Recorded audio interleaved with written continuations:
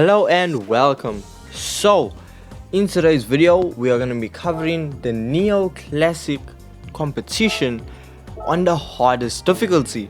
Now I did receive some comments talking about how can I post a guide and I use the easiest difficulty. Look, I'm money grind, so I didn't even think of it.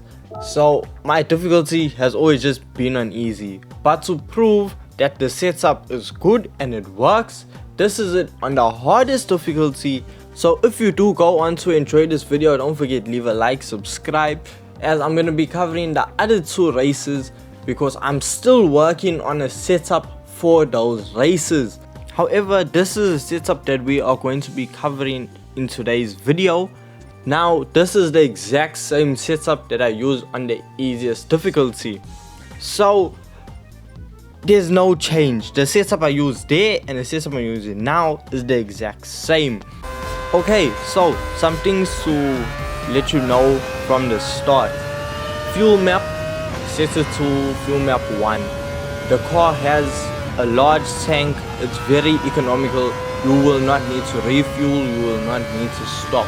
That's because the car is on racing hards as well, so those tires are meant for long distances and long races, so you do not have to worry about changing your tires or refueling.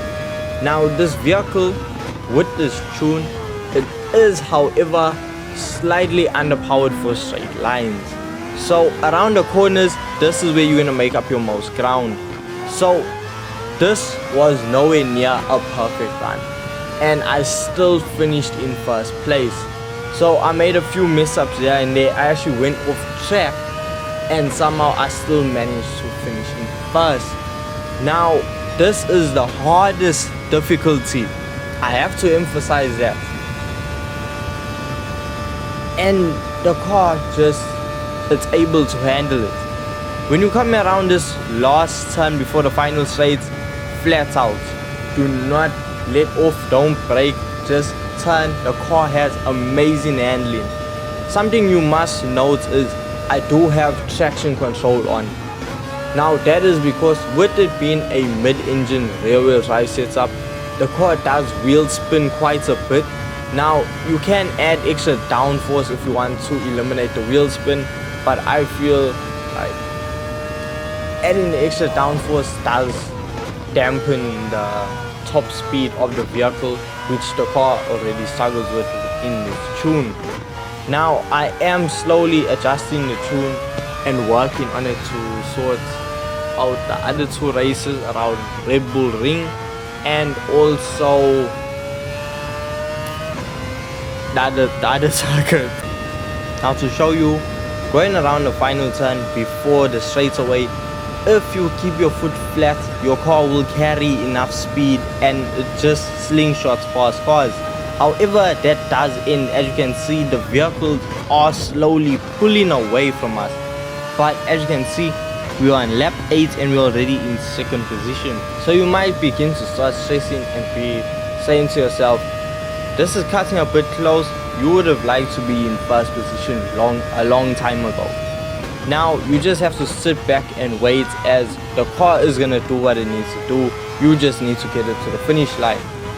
Now this has absolutely nothing to do with the car or how you drive it. It's just how the McLaren F1 always goes off. It's always running off the circuit there. Like the Supra just ran a little bit wide, but the McLaren just said I'm not even gonna turn and just ran off into the dirt. Now as you can see, we are still in second place. First is only 4 seconds behind us, and we have about lap number 9 that we are currently on and still lap 10 to do. Now to demonstrate to you how underpowered the Mazda's tune actually is, watch the time and just the distance of the car in front of us, how it just pulls away from us. No, it gaps us, it leaves us in the dust. However, when you come around the turn, I actually went into the back of it because I was slamming the brakes. But if you look carefully, he went into the pits. So even if we didn't go into the back of him or the Super Silhouette Skyline wasn't in front of him blocking, we would still have overtaken him because he was going to go into the pits. So this is first place on the last lap, and we are actually going to finish the race off here, because all you had to do was just make it around the circuit and that was your win.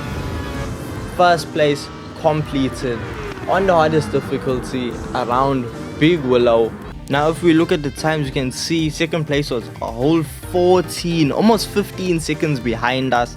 We lapped 10th place. We could have actually lapped 9th place if I had a clean race. Honestly, you can go so fast with this vehicle. Now, as I said in the beginning, I am working on finding methods on completing the other 2 events in the Neo Classical competition. So if you do want to see that, don't forget, leave a like, subscribe, and I hope you really did enjoy this video, and I will see you guys in the next one. Peace.